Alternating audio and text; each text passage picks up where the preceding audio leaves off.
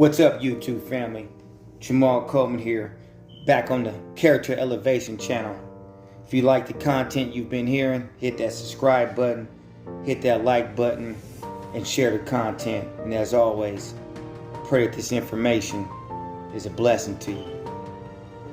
Success does not have to be a stranger to anyone, and it is not biased in the people it chooses to meet.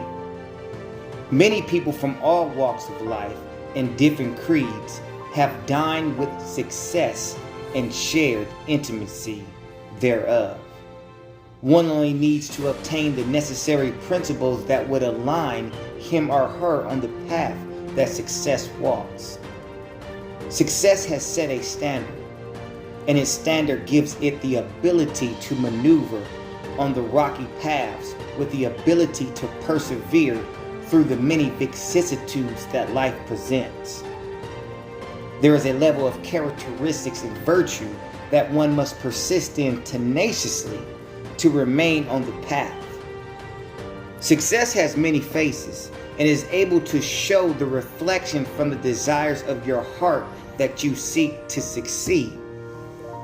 Success has teamed up with discipline and has become an art, the art to succeed. To maintain success in any fashion of life is an art to acquire.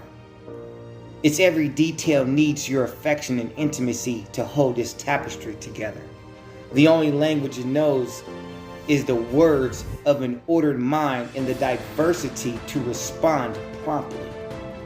Success gets emotional at times and will need your counsel and ability to calm the storm. It dwells beyond your fears that exist in you, and its brother and sister is belief and hope. For it only knows reality and doesn't allow worry and anxiety to cripple it. It thrives best under pressure and in tribulation, coming forth triumphantly. Each new affliction becomes a transforming circumstance and a stepping stone, transcending it to new heights. That was a quote that I wrote some years back. And I wrote that quote because I was really thinking about, the lines or the pathways to success and to change and to transformation and to just becoming that better person. And, one of the things that I really realized that's prevalent, that's really important, is sacrifice. Sacrifice is the key to any real cornerstone of change and progress. It's that sacrifice. And, when we talk about what does it mean to sacrifice, or what is sacrifice, you may have heard sacrifice in a religious setting, or, from the Bible or Old Testament or some type of other form of worship or something. And sacrifice applied it in that context, the meaning of, something dying or something being given up for something, the death of something, And so when you think about sacrifice, and when you think about sacrifice being that key to any real change and the cornerstone of progress, what are you willing to sacrifice? What are you willing to give up?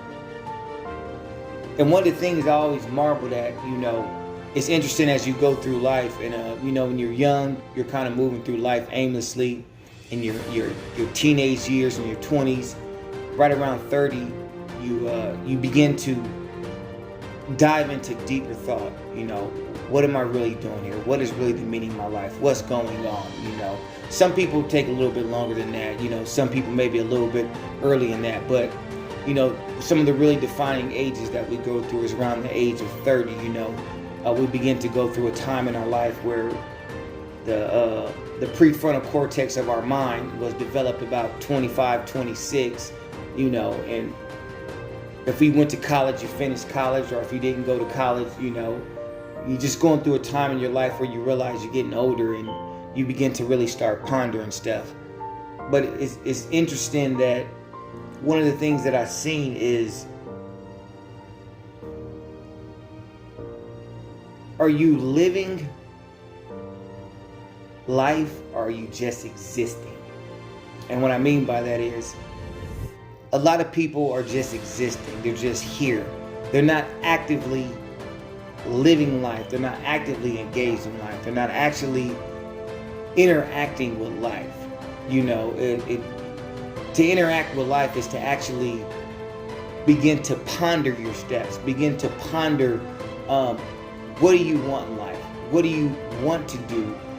Discovering who you are, and then discovering ways to actually get to that destination.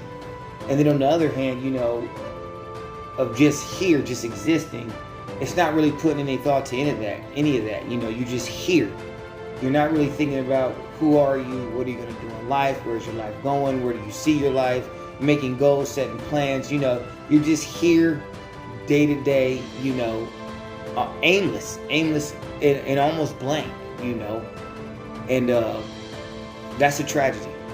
That's a tragedy, to be in that position and never really wake up from it, or wake up from it later on in life and realize that you've squandered or you waste so much time in your life doing nothing, living aimlessly, not having any purpose, or trying to find a purpose and living to that purpose. And getting to that point brings a lot of stress, brings a lot of anxiety, brings a lot of doubt to self, worth of self.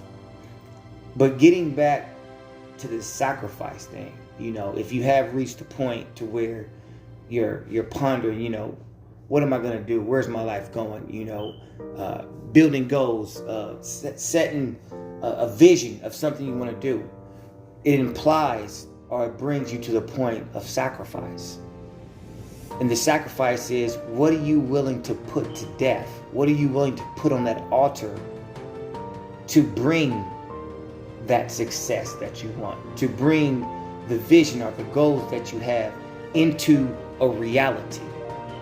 And that's where the rubber meets the road. That's where the point comes to of really making the choice to bring about that success, to bring about that change. And a lot of times, an individual or a person may have goals, aspirations, or different things that they want to seek or do in life,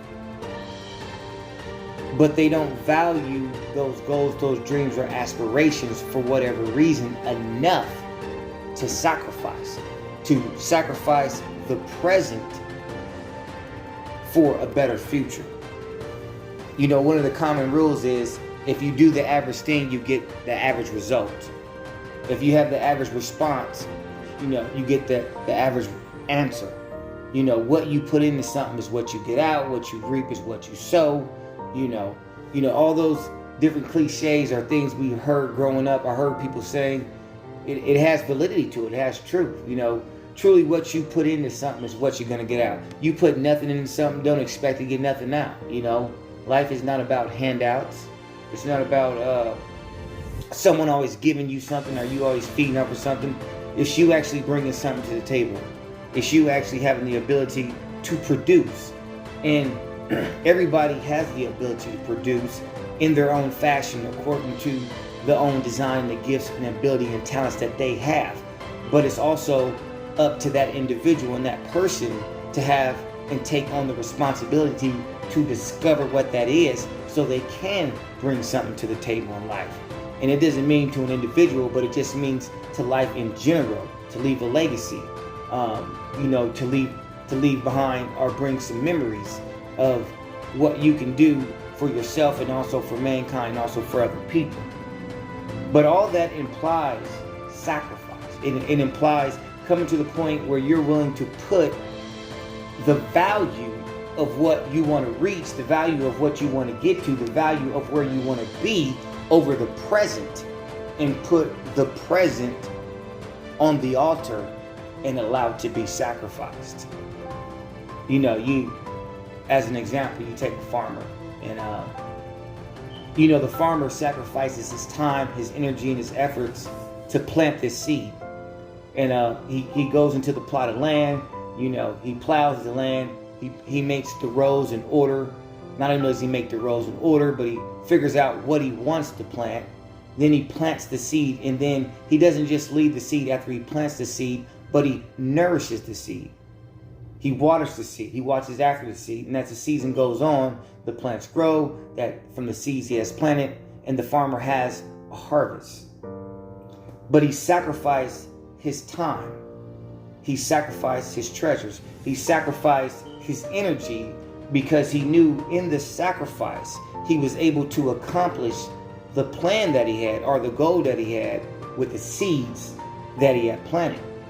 I mean, and you translate that example to life. You translate that example to things that an individual may want to do in life. You know, you start off with an ideal, you start off with a goal, you start off with a vision. Maybe it's a business you want to plan, or maybe it's a family you want to have. You know, whatever category you want to take it to, but you start off with this vision and you begin to plant these seeds, but there's certain things that need to be sacrificed in order for you to put your time, your effort, your resources, and your energy into the seed that you have planted, to nourish it, and then to watch it produce a harvest. The harvest represents the change. The harvest represents the abundance that the seed from which you have planted will give you.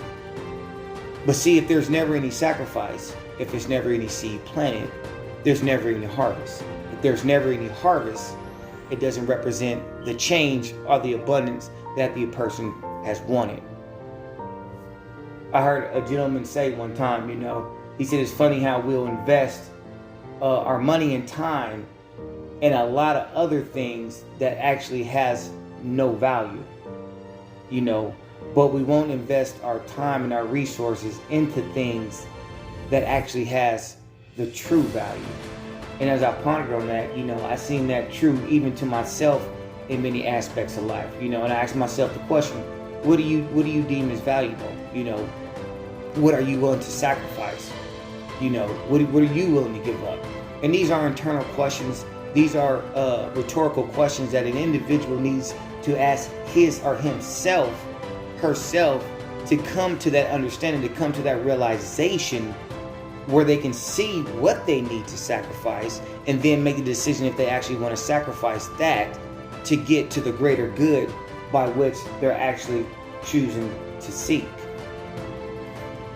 And you know, one of the most powerful things, or another powerful thing about that sacrifice, is the sacrifice is the price we pay, and because we have paid the price of the sacrifice, we understand the value that it holds. I'm going to say that again, let that sink in.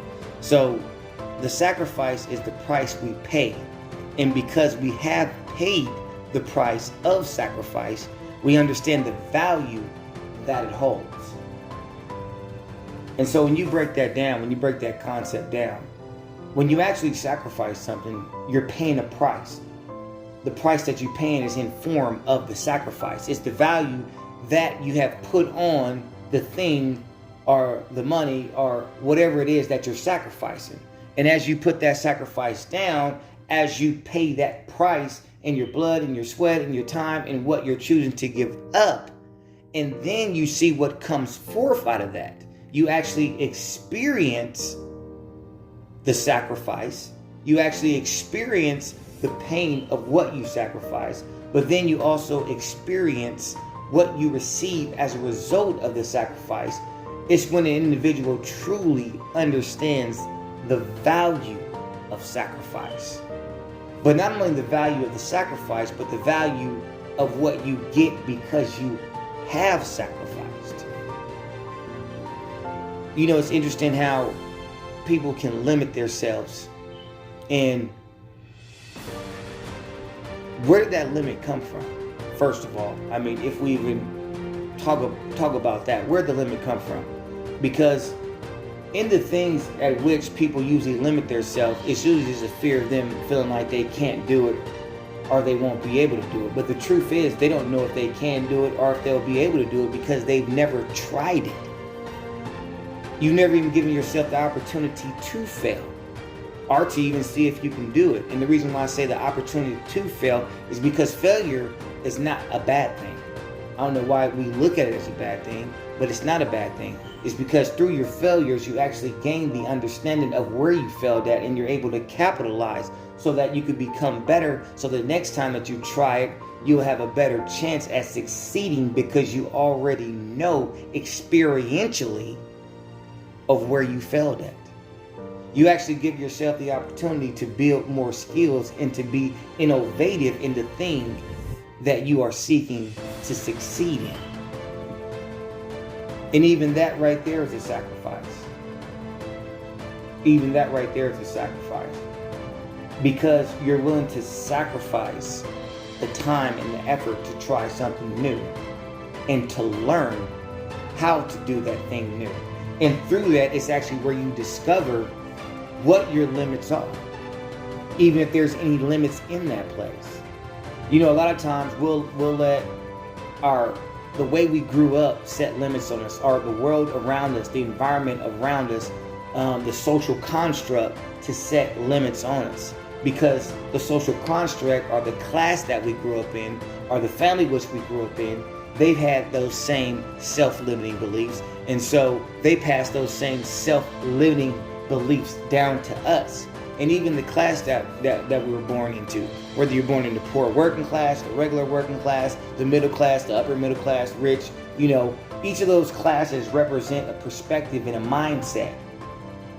And those perceptions and those mindsets have limiting beliefs in them. And more so in the lower socioeconomic classes, you'll find more self-limiting beliefs than ever.